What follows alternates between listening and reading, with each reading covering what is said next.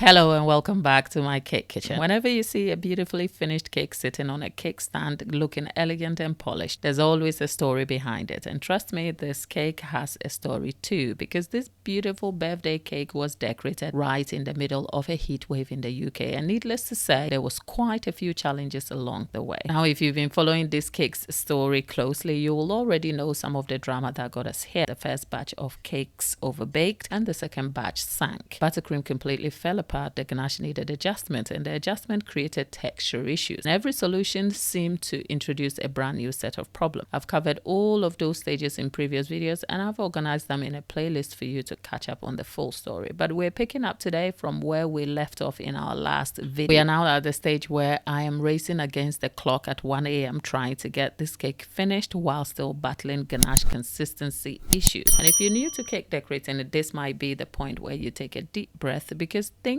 are just about to get more interesting. The good news is that despite all the setbacks, the cake was eventually completed. Bad news though is that we're still having a few decorating battles to survive before we get there. This cake begins at the point where I'm applying the first coat of ganache to the cake, and unfortunately the ganache is not behaving itself. It has become glossy and it's too soft to use, and it's sliding over the cake. At this point, I feel like the cake and I are having two very different conversations, but I'm going to need the ganache to kind of play ball so that I can get my task completed and please a customer. One thing I've learned about being a cake decorator over the years is that cake decorating isn't about avoiding problems, but sometimes about solving them. So come along with me whilst we go through my cake decorating challenges, make adjustments in real time, and somehow turn this heat wave cake disaster into a finished, well-presented, polished cake that I am proud to hand over to a client. After struggling through my ganache issues during the first round of covering, I decided the best thing I could do was stop fighting with the ganache and let the fridge take on some work. A combination of chilling, scraping, reapplying, and repeating the process slowly encouraged the ganache to stick onto the cake rather than sliding around it. Once the cake was brought back from the fridge, I trimmed the top lip clean and prepared for the next layer of ganache to be applied. The problem though is that I still had an entire batch of ganache that had developed texture issues. And if I'm being honest, I absolutely had no idea what to do with the ganache. Now, for reference, the cake you're seeing on screen is the inspiration photo. The good news is that the inspiration photo comes from my own portfolio, which makes things a little easier because I am already familiar with the design and construction. However, the goal wasn't to recreate the exact copy. The customer wanted elements of the original design incorporated into a new version, so the important features remained the topper, the polystyrene spheres, the flowers, and gold accents. And this time the color palette was changing, and instead of the original color scheme, we are recreating a pink and white with gold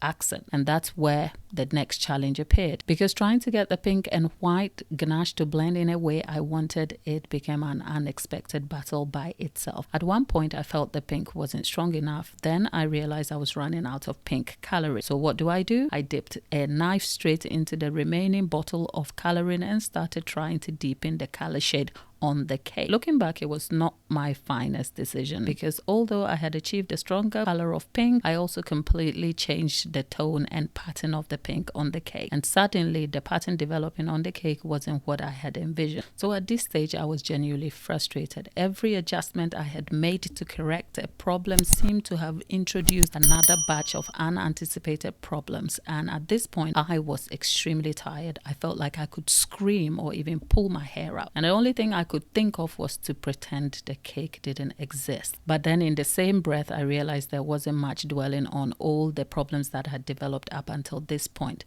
The cake still needed finishing. So instead of forcing the design, I decided to leave the cake fully covered as a pink cake and to walk away, get some rest, and revisit the cake with fresh eyes in the morning. I hoped by the morning I would look at the cake and feel better about it and make better decisions concerning the cake. After setting the cake overnight, the cake has finally had a chance to set properly. More importantly, I was rested too, with a clear head and renewed confidence that the cake and I would work together instead of against each other. First thing I did was to organize my tools, because after the chaos of the previous night I needed a fresh start. The decorating process started with a sharp knife dipped in warm water, which was then used to carefully remove the top lip that had formed around the cake. This gives a cleaner, sharper, rounded finish to the cake. Next, we started with the ganache all over again. This time though, with a few lessons learned from my struggles, I separated my ganache into two colors, a soft blush pink and a creamy white. The plan was to apply small amounts of each around the cake and blend them together with an offset spatula, tying both colors to the deeper base of pink that was already underneath. Hopefully the three colors would work together to create the abstract watercolor inspired look I was aiming for. Also this time I learned not to overheat my ganache before using it, so the consistency was much better, spreadable but firm enough to hold, and that's exactly what I needed. After applying the ganache, a smoothing scraper is used to rid of any excess ganache to reveal a clean look,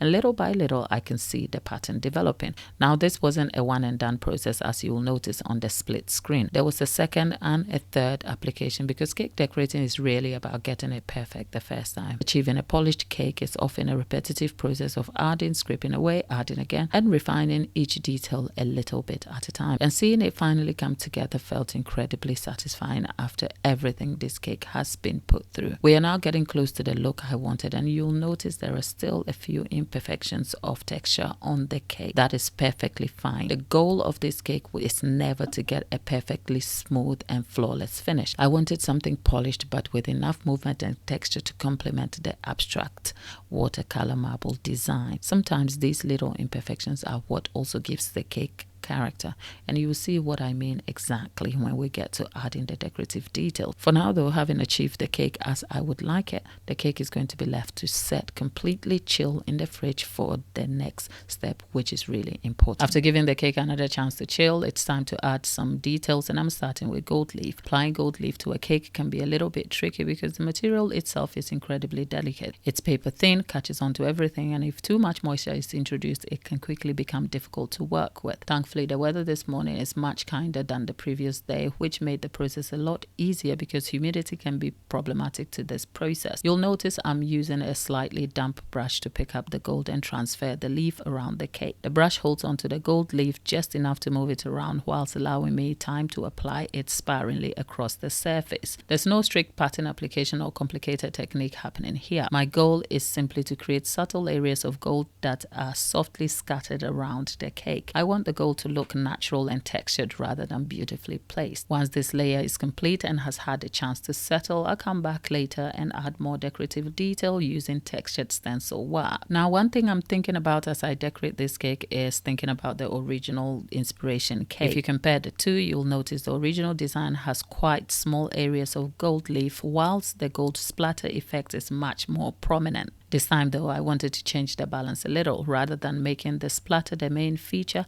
I wanted the gold leaf to be subtle but to still stand out more and become a stronger part of the overall design. That's one of the things I enjoy about recreating cakes, that even when I'm working on an inspiration piece that's from my own collection, there is always room to personalize the design and make it unique. As I'm working, I'm constantly making little design decisions such as adjusting proportions and details that feel right for this particular cake. And if you're planning on applying gold leaf to your own cake, here are some tips across the screen for you. But at this stage, we're getting closer to the finished design. The abstract marble effect is in place. The gold accents are beginning to catch the light beautifully, and little by little, after all the baking disasters, buttercream drama, and ganache battles, this cake is finally starting to look exactly how I imagine it, and I love it. With the gold leaf applied, it's time to add another layer of detail to this cake, and this comes in the form of stencil work. But I'm not aiming for a perfectly crisp stencil pattern here. In fact, I'm after quite the opposite. The goal here is to create a textured stencil effect that complements the abstract watercolor look of this cake. If I wanted a perfectly clean stencil finish, I'd secure the edges of the stencil tightly against the cake and apply the ganache evenly before carefully lifting the stencil away to reveal a sharp pattern. But that's not what I'm looking for on this cake. This time I only want portions of the stencil detail to show through, and if you look closely, you'll notice some of the areas of the stencil detail are rougher than others, and that's completely intentional. The textured areas work with the movement already created by the marble and gold leaf, adding another layer of detail to the overall design. The process itself is repetitive, but I'm not trying to stencil the entire cake. Instead, I'm choosing small sections to highlight, building the pattern gradually around the surface of the cake, like a little bit here and a little bit there. Because this textured approach naturally leaves a few rough edges on the cake, I'm using a damp damp brush to gently soften some of the details and tidy the stencil finish without losing the character of the stencil one. Once I'm happy with the stencil detail, it's time to add one of my favorite finishing details, which is a gentle splatter of gold paint. I've used this technique many times before, and I've detailed this in previous tutorials, and I'll link some of those in the description box with a step-by-step guide for you. Finally, a knife is used to neaten the top of the cake to create a cleaner, polished finish. And with that, we're almost there. Marble effect sorted, gold leaf done, textured stencil sorted, and gold platter to finish it together. And the next part is going to be the fun bit. I'm super excited. Let's get on with it. Time to add the final decorative details to the cake, and we're starting with polystyrene balls. These are non-edible decorative spheres that I picked up from Amazon, and they fit perfectly into the theme of the cake. Now, true to the struggles of this cake's journey, there was one last problem, and that wasn't cake related. This time it was the camera. Somewhere during filming, the camera tilted at an awkward angle, and I didn't notice until I started to edit the footage. So unfortunately, a few sections of the decorating process weren't captured at all, so you'll have to forgive me for that. Moving on to the decorations themselves, the palm leaf was sourced from Etsy and works beautifully with the abstract watercolor design of the cake. The pink flowers were selected from an existing collection I already had in stock to bring softness and balance to the design. You'll notice the butterfly. Now, that wasn't actually part of the customer request, but this customer had been an absolute pleasure to work with, and I happened to have the butterfly left over from a prior project, so I thought it would make a lovely finishing touch and add a little touch of elegance to the cake. Then of course we have the topper, which comes from Burnt Island Occasions, a supplier I work with regularly and absolutely love. But looking back at this cake, it's hard not to smile. From the overbaked first cake to the second cake that sank, the buttercream disasters, the ganache struggles, the heat wave that got me together, and the decorating adjustments that added more problems than I needed, and even the camera deciding it had had enough of capturing this mess. The finished cake only tells one part of the story. Behind every polished cake design, though, are little problems that had to be solved and decisions that had to be made. Thank you so much for following this journey with me and coming along through the highs, lows, and decorating chaos. If you enjoyed this series, don't forget to check out the other videos in this series that covers the baking itself, filling, buttercream rescue, ganache struggles, and the decorating process in detail. And I'll see you on the next one.